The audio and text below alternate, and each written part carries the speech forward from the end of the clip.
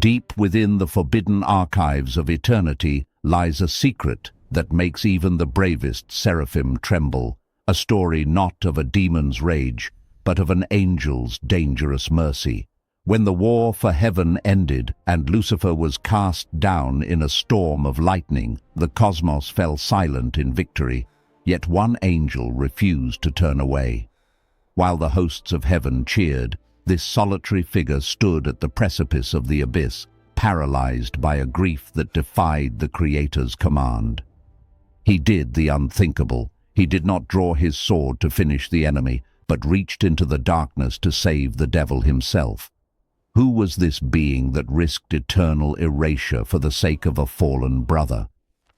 Before we unveil the name that history tried to forget, make sure you subscribe, like, and share this video with your community here at Bible and Prophecy, because the mystery we are about to reveal changes everything you understand about judgment and love. Brace yourself, for we are about to witness the moment unconditional mercy collided with absolute justice, creating a legend that has been hidden until now.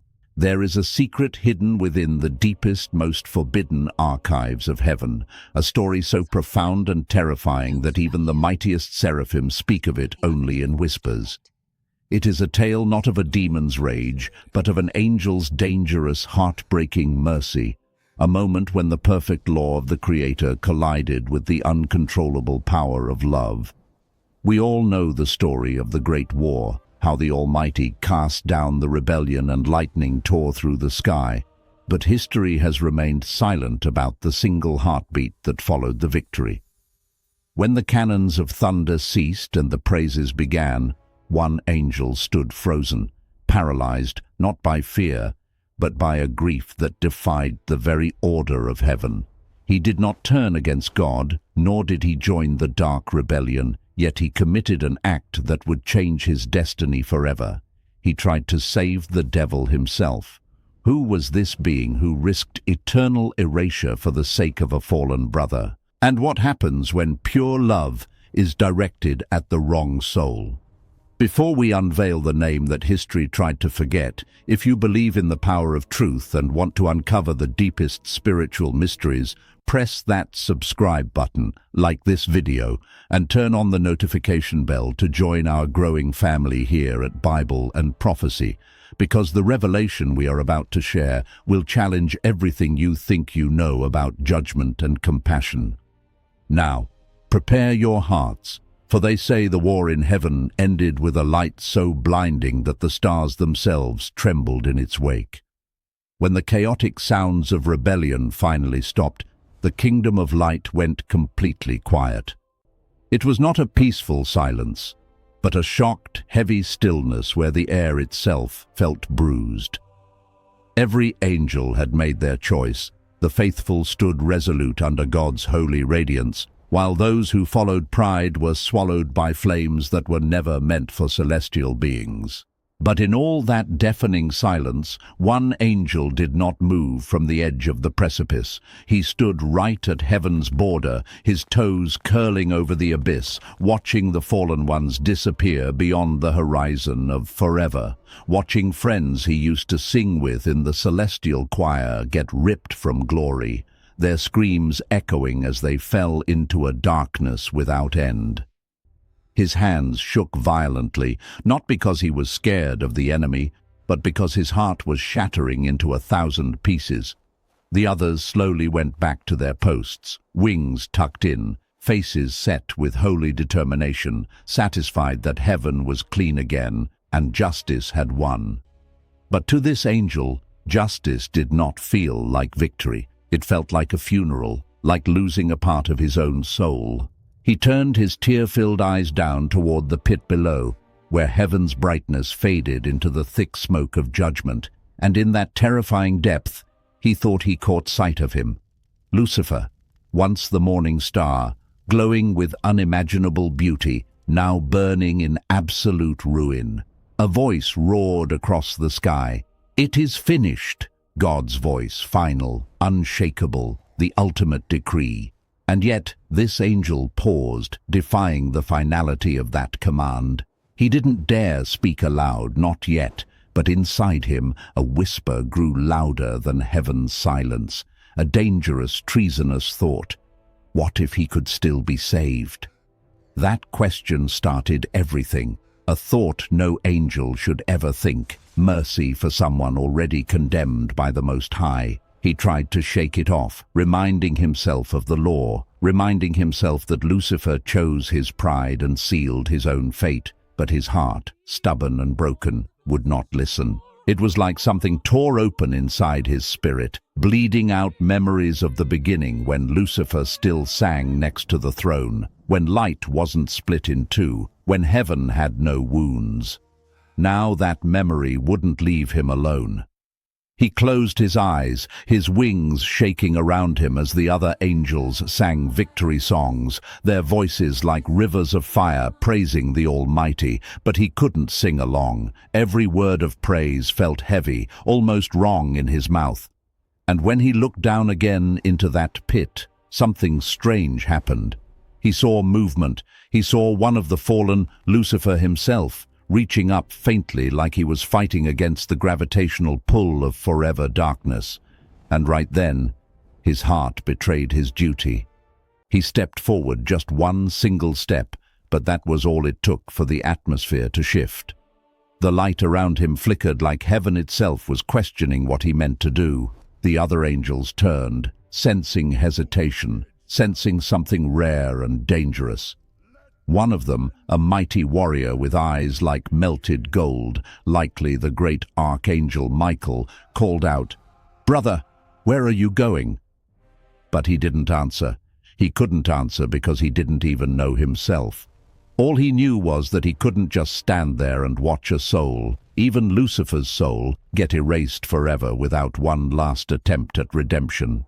And for the first time since time began, an angel of heaven questioned not God's authority, but whether his judgment had to be the final word. He whispered under his breath, "Lord, what if mercy still matters?"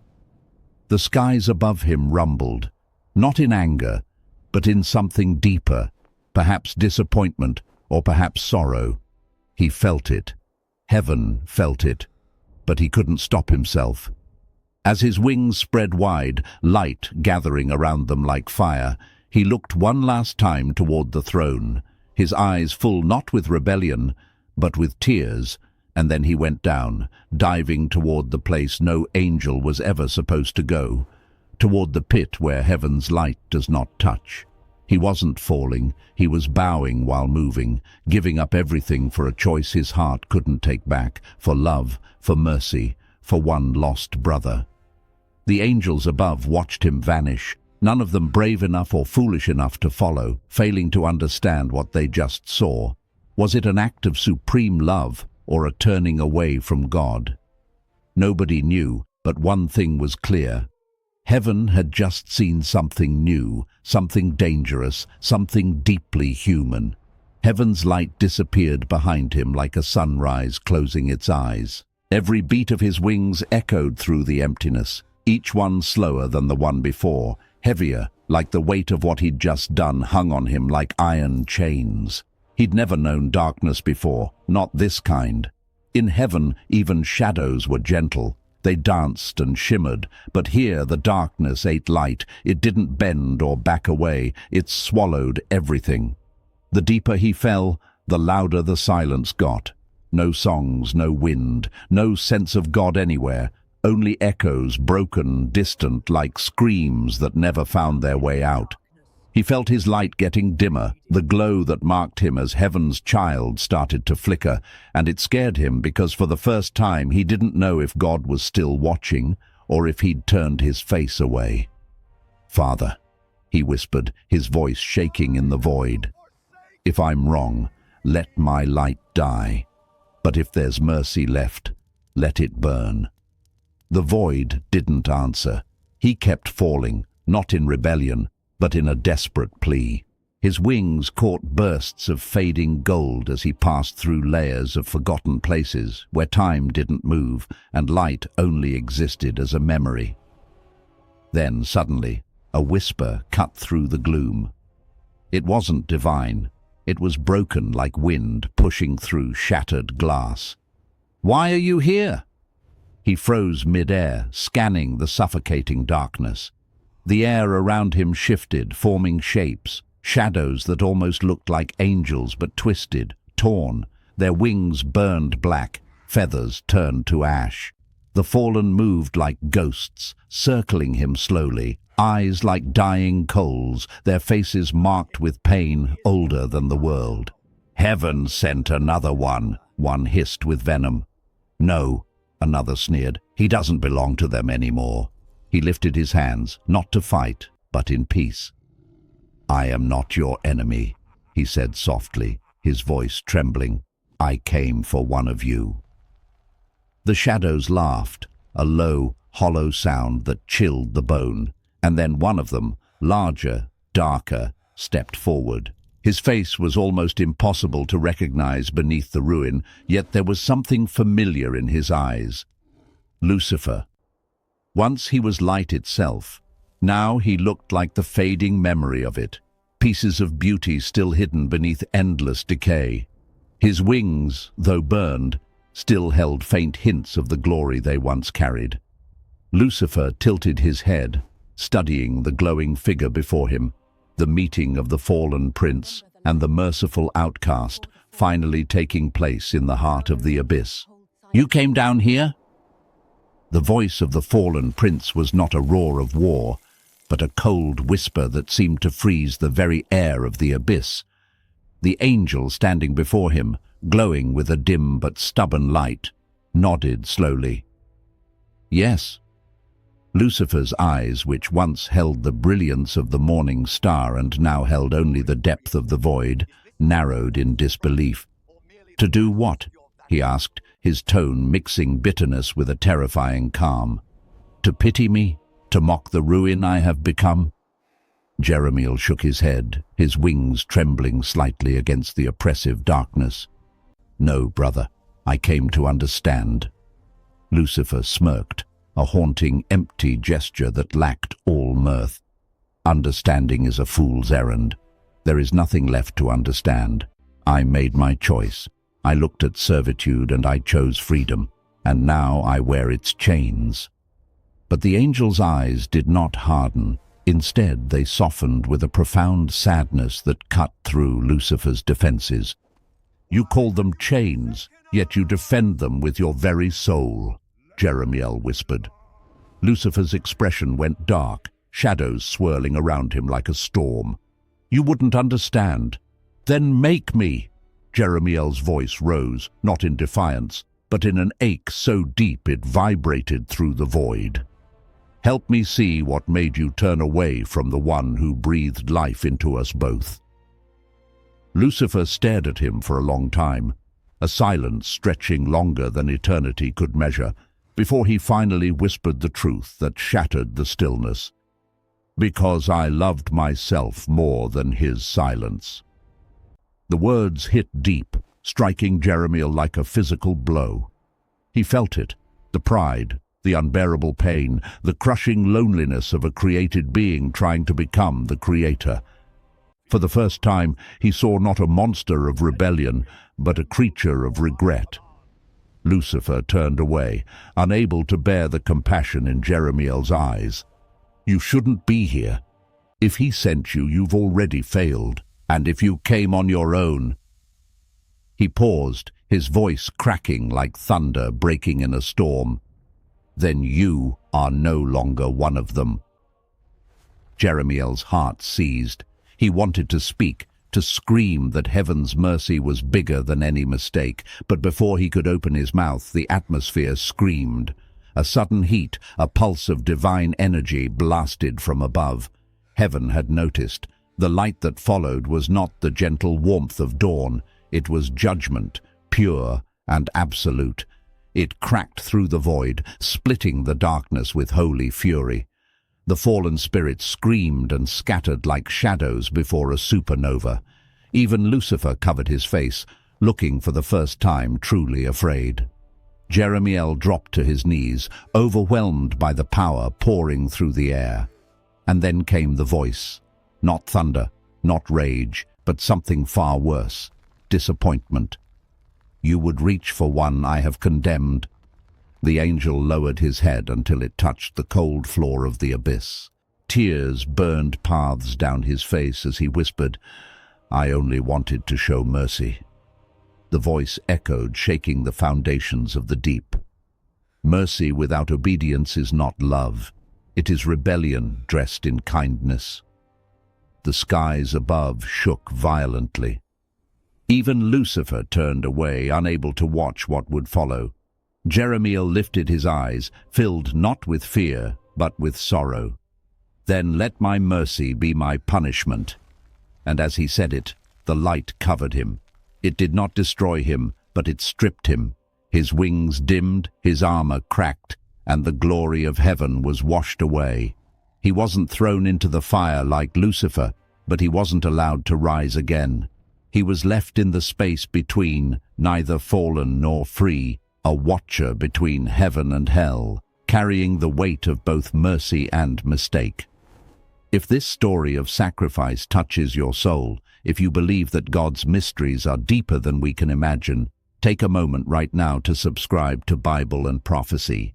Hit that like button so we can keep bringing you these powerful truths. And for ages, his name was never spoken again. Until one day, long after, a prophet in exile saw a vision of a glowing figure standing between the realms of the living and the dead, and asked, "Who are you?" And the figure replied softly, "I am Jeremiel, the mercy of God." Time moved differently where he was now. There was no morning, no evening, only a horizon that never changed, suspended in a permanent twilight between light and shadow. That is where he woke. His once golden armor had faded to a quiet, dull bronze. His wings were no longer pristine white, nor were they black like the fallen. They were a haunting mix of both, like light struggling to remember itself. Around him was only silence. He wasn't in heaven. He wasn't in hell. He was somewhere else. When he tried to stand, his knees shook. He reached for his sword, the weapon of his former glory, but it was gone. All that remained was the faint mark where it used to rest. "Is this death?" he whispered into the grey mist. But no answer came. The air felt heavy, laden with every unspoken sadness in creation. He looked up, expecting to see the light of the throne, but above him was only a dim golden haze, too bright to be dark, too dark to be holy.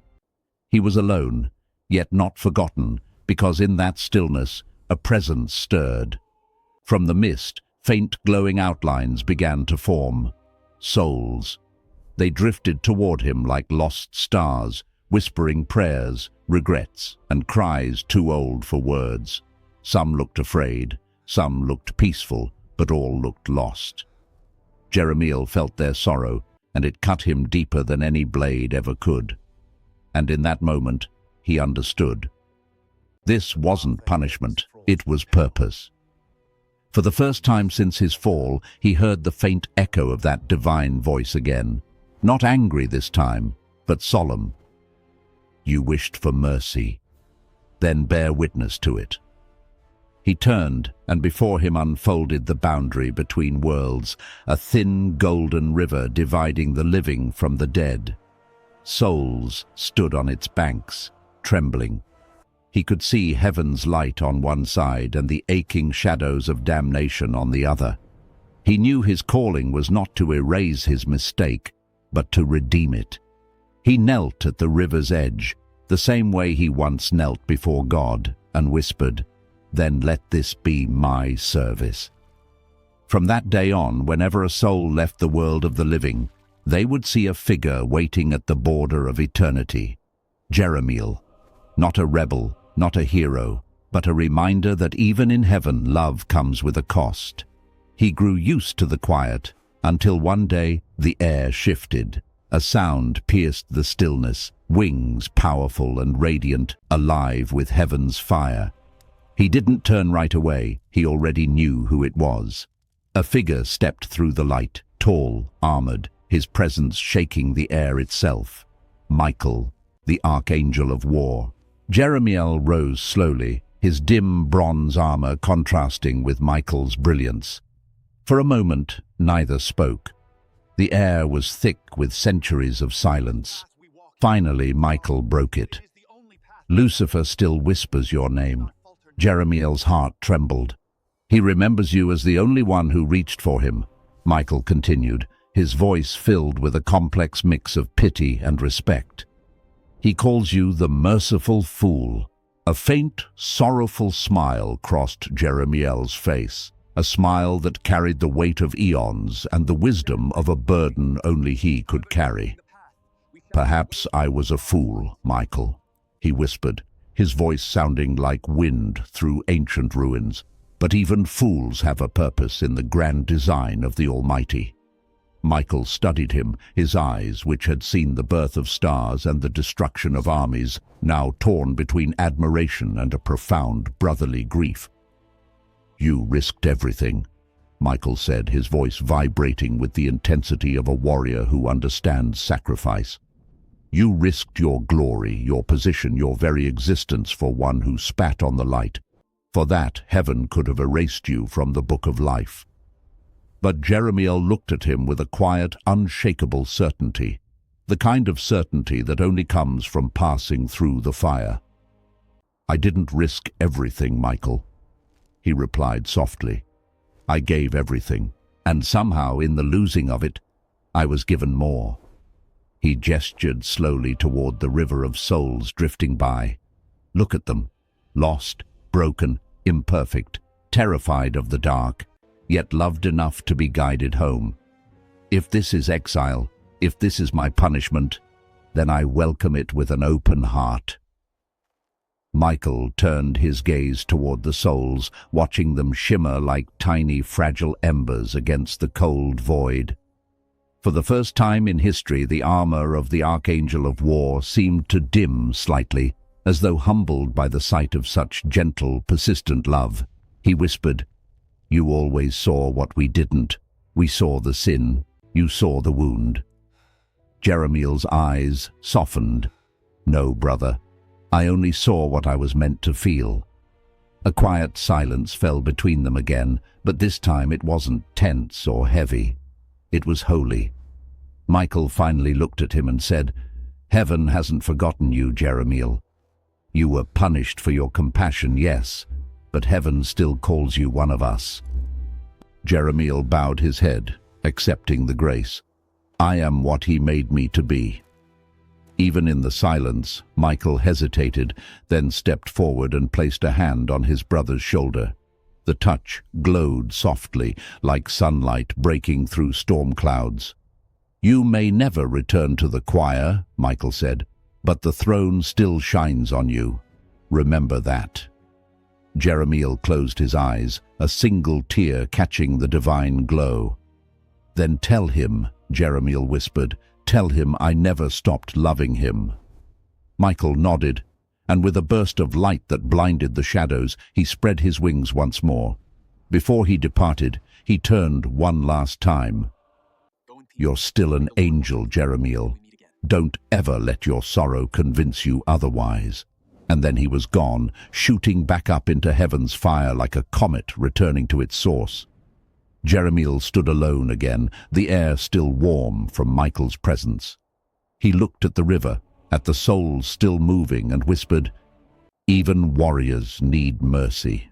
And from the distance above, for just a moment, he thought he heard the faint sound of God's voice, not thunder, not law, but approval. Heaven had grown silent again. The rebellion was over. Lucifer and his followers were gone, cast into the pit where their light was swallowed by eternal night. The echoes of their screams had faded into memory, but one angel still could not find peace. Jeremiel stood alone at the edge of heaven's radiant plains, where the golden light met the endless void. His wings hung low, heavy, not from exhaustion, but from the weight of something forbidden, doubt. He watched as other angels rebuilt heaven's gates, their songs echoing like waves of forgiveness, yet he felt no harmony in their melody. In his chest there was only a quiet ache, because he still thought about him, Lucifer. not the rebel, not the deceiver, but the friend he once knew, the one who sang beside him in the choirs, who dreamed of creation, who stood closest to God's light. And so one day, Jeremiel did something no angel had ever dared. He approached the throne. Imagine that scene. The throne of God shining like 10,000 suns wrapped in thunder and fire, surrounded by the terrifying beauty of the seraphim. Countless angels stood bowing in silence, their faces hidden behind veils of light. And then one angel stepped forward alone, trembling. Jeremiel's voice was faint but steady as he asked the question that stopped the universe. "My Lord, forgive my question, but was there truly no other way?" The air in heaven shifted. The music stopped. Even the seraphim turned their heads. God did not answer immediately. His light pulsed once like the slow beat of eternity itself. "You question my justice." Jeremiel fell to his knees, wings folded in fear. "Never, my Lord. I only seek to understand. He was our brother. I saw the sorrow in his eyes when he fell. If redemption is your nature, why did the gates close forever?" The question hung in the air like lightning about to strike. For a long time, there was silence. Then God spoke, not in wrath, but in a voice that carried the sorrow of creation itself. Because even love cannot heal what refuses to be healed. Jeremiel's eyes burned with tears of light. He bowed low, whispering, "Then what of those who still love him?" God's light dimmed slightly as though heaven itself mourned that truth.